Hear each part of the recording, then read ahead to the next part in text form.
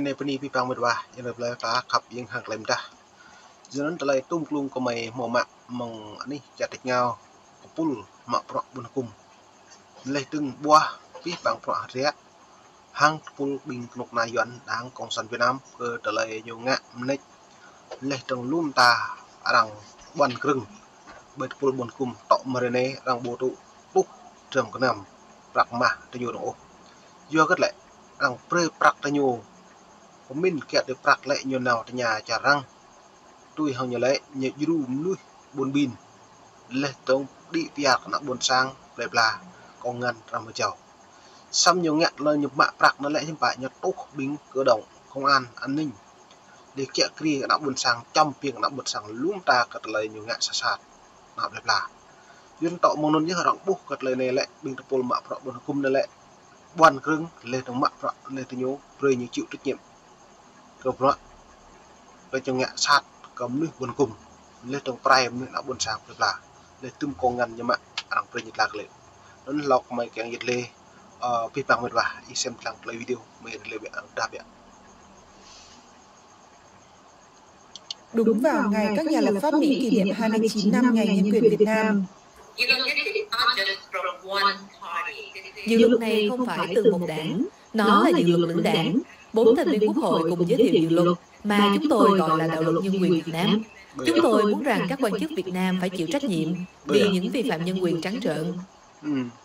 Dân biểu Love Grant, đảng viên Dân Chủ đại diện khu vực 18 ở California cho biết rằng đạo luật này sẽ giúp cung cấp cho người dân Việt Nam những công cụ và thông tin họ cần để đấu tranh cho sự thay đổi từ bên trong, và nó sẽ buộc chính phủ Việt Nam phải chịu trách nhiệm về những hành động. Giờ nó dự luật là lấy pi bằng pro pre ní mừng làm tùy từng đi cợt lệ hiền pre một lên ngày giờ nó cả tùy mạ môn cả rằng thọ bút mạ pro lấy từng giru nuôi độ chọc hé u cao càng một lên đập nang lấy từng càng ta pi bằng phụ trợ nuôi thâu lấy lục này dần nhẹ sát ở đây đây mới pre xem lầm cợt lấy gã này đang bọt nhiều pre lục na đang có sản Việt Nam chịu trách nhiệm của pro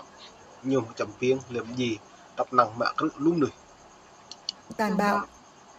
Bà Love Grant còn nói rằng dự luật vừa mang lại lợi ích tốt nhất cho Hoa Kỳ, vừa cho cả khu vực Ấn Độ Dương-Thái Bình Dương.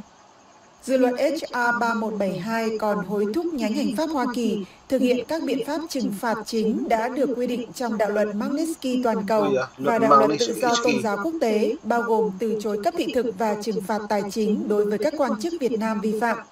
Giới tranh đấu cho nhân quyền và tự nên tờ lời này pi bằng pro hạt rẽ tạm mượn đà lời dần là giật lấy pi bằng có mấy một mạng thông tin này pre corona từ nhú phụ giả pro pre như chịu trách nhiệm lên trong vắt cơ tờ lời ngăn từ nhú rằng chưa thu hồi từ ra những thực thi có bộ luật lên trong đoạn này đã buộc tươm ngăn cho đòm ninh nước chả bị lưu lên của mạng cơ tờ lời này luôn từ của mình tạo bộ đoạn này hạt rẽ nó nào Việt Nam như màu quêทั้งmà tôi học lại hẹp thông tin báo chí thế giới này rằng pre mong đài viva nhóm dân biểu nhiều yếu Mỹ là ra dự luật nhân quyền nhằm vào Việt Nam liên trong luật nó lại màu luật mạng Isky luật mạng Isky nó lại mọi em mút một luật nó lại như không thực hiện kẹo từ lập hiền luật đấy chưa từ đó cha đã bay bộ nhạc lập hiền nhưng bạn nhiều nào hàng lại không vấn tập năng nào hàng lại lơ là ngại rằng là hay chẳng xong từ Việt Nam nên năng mà đọc lạc cái nhổ con nào đọc trước Trung Quốc từ nhiều gì lắm dù nó rằng nhắc nhớ mãi Việt Nam rồi đấy từng bình công chức nhà nước lê từng hàng lấy bạc nhiều hồi xuân ngắn mạn lận là lê tướng bạc từ nhiều vay vốn trả đánh nhau rằng đầu tư rằng tốt từ nhiều vi phạm bạc từ nhiều bùng hồ mò yêu còn nặng buồn sáng căn ngạ len căn ngạ trốn căn ngạ đào tạo đây thì rõ là buồn sáng lắm còn nào nhiều bỏng ngàn thực tình dưới nó rằng bốc rằng lệ pre con nào công sản Việt Nam nên nhiều phải chịu trách nhiệm từng công chức nhà nước chịu trách nhiệm còn lời bạc như một mạng này vấn đề là buồn sáng nó là tạo bốc hạ này hiếm bạc và tương lai đang công sản Việt Nam và người Việt Nam nó mới phải xem mở lang viện lại video đó quốc tế bao gồm từ chối cấp thị thực và trừng phạt tài chính đối với các quan chức Việt Nam vi phạm. Giới tranh đấu cho nhân quyền và tự do tôn giáo cho Việt Nam bày tỏ sự ủng hộ đối với dự luận lưỡng đảng này. Đây là một cái chương mới để bắt đầu một cái hành trình và có thể tụi này cũng đang cố gắng để vận động bên thượng viện có một dự luật giống như thế. Hồi tháng 2 năm nay, phản hồi yêu cầu bình luận của VOA sau khi các đồng chủ tịch nhóm Việt Nam Caucus ra tuyên bố về thúc đẩy nhân quyền Việt Nam, Bộ Ngoại giao Việt Nam nói rằng bảo vệ và thúc đẩy quyền con người là chính sách nhất quán của nhà nước Việt Nam. Phía Việt Nam còn nói rằng họ sẵn sàng trao đổi với Hoa Kỳ trong các khuôn khổ hiện có về các vấn đề hai bên cùng quan tâm. Nun tôi lại đã bút nhiên cái pi phẳng phẳng các vấn đề quan tâm hiếm bạc là nhiều quan tâm rồi này. Nun tôi lại được nòng nhập blur mình trả cầm niệm cần đôi. Nun có năng nhu như lệ đáng xuyên tạc bóp méo. Vì không minh bạch kinh thức tinh nhồi á, rồi ta lấy bóp méo sự thật các rằng ta đang mò rút mò video tinh nhồi. Lấy từng như lệ rằng ca một kiếm chứng úp, rồi ta lấy thông tin bộ trị làm ta đi như lệ nhiều so dự xăm rạ mà ta bố mong thôn 2024 này đang tao mỗi nhá mà dùa ta rằng ta đi lấy từng mẹ mong plan tua rút lần mẹ lệ rút rạ này nhưng bạn này lại rút lần chủ này chỉ liền bơi như thực thi của bộ luật nhân quyền này chịu bơi cái nhầm đa hội đồng bảo an liên quốc như call này bởi anh đi có lấy vấn đề tôn giáo này nên bật vào mày về ta là dịch lên này về buộc lại cả đoạn về này. Người dân Việt Nam không an toàn trước nhà nước trong khi các quyền tự do dân sự và tự do chính trị đang ngày càng xấu đi. Theo một báo cáo mới về tình hình nhân quyền ở Việt Nam được công bố gần đây, tổ chức Sáng kiến đánh giá nhân quyền, một tổ chức phi lợi nhuận có trụ sở tại New Zealand, vào tháng trước công bố báo cáo thường niên năm 2024 về tình trạng nhân quyền toàn cầu. Hơn nữa, dù ta tình trạng nhân quyền toàn cầu này hết tụ dùa thật là nhân quyền nên rạ này là prim chả đang cầm một lần này tôi đã chả mấy bụt đùi bụt đừng nhạ cứ út lấy phiền chả lần vậy mong thôn này lại đang chỉ chết tắt bụt về chả lần tiếp hàng lấy một lần chả dù ta mang thôn biển xui thôn nơi nào cợt lấy vấn đề nhân quyền tôn giáo riêng ở Việt Nam từng lục thôn này rằng đậu tranh đã buôn sang đây gà đã đậu tranh mới dần như đậu pro này được dần pro 2024 đôi như giáo khỏi buôn 806 nữa tức là 2004 dần vừa ta mạng mong 2001 đi nhân quyền tôn giáo bổ nhiệm cả nhiều mô cả năng như lọc lóng đã buôn sang đây gà đã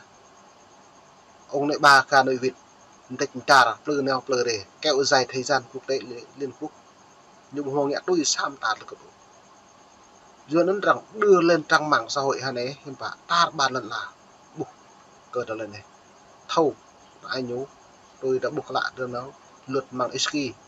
rằng trồng nộp lại từ ra bằng mông này thôn plan đấy nhưng thóc đi ta nhưng đi cứ lên nó công vấn nêu